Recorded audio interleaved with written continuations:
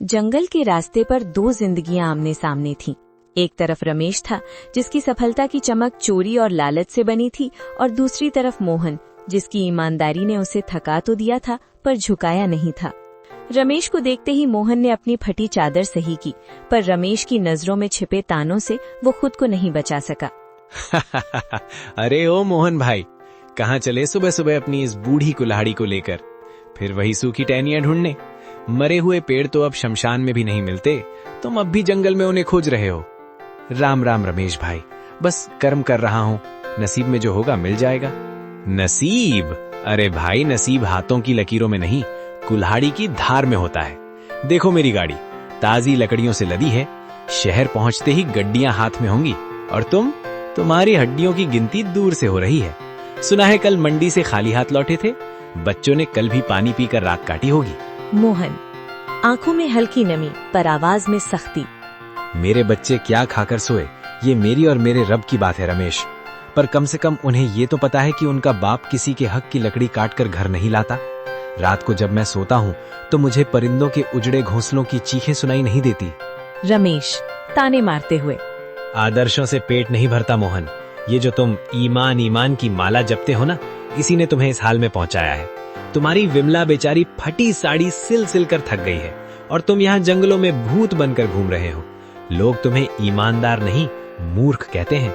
थोड़ा दिमाग चलाओ, मेरी तरह हरे पेड़ काटो, 2 दिन में घर की छत बदल जाएगी। वरना याद रखना, भूखे पेट वाले की शराफत को दुनिया कायरता कहती है।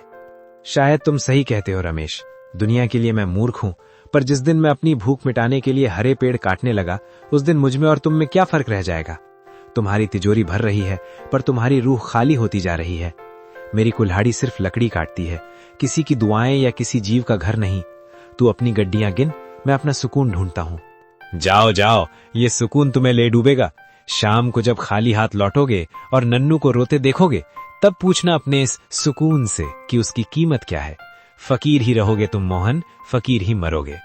रमेश अपनी बैलगाड़ी को जोर से हाँकते हुए धूल उड़ाता निकल गया। मोहन वहीं खड़ा धूल साफ करता रहा। उसकी आंखों में आंसू थे, पर दिल में एक अजीब सा संकल्प। उसने अपनी कुल्हाड़ी मजबूती से पकड़ी और उस घने जंगल की ओर कदम बढ़ा गए, जहां आज उसकी परीक्षा होने वाली थी। सूरज अभी ठीक से उगा भी नहीं था कि मोहन की कुल्हाड़ी की ठक ठक जंगल की सन्नाटे को चीरने लगी। शरीर में जान नहीं थी। कल रात सिर्फ आधा गिलास पानी पीकर सोया था, पर हाथों में बच्चों के भूखे चेहरों की याद ने बिजली भर दी थी। पसीना माथे से बहकर आंखों में जा रहा था, पर मोहन रुकने का नाम नहीं ले रहा था। बस थोड़ा और। आज अगर ये गट्ठर बड़ा होगा तो शहर की मंडी में अच्छे दाम मिलेंगे। नन्नू के लिए आज सूजी ले जाऊंगा। बेचारा बच्चा कल रात रोते रोते सोया है, और दीपू की चप्पलें भी तो टूट गई हैं। हे भगवान, बस आज ही लकड़ियां बिक जाएं और कुछ नहीं चाहिए।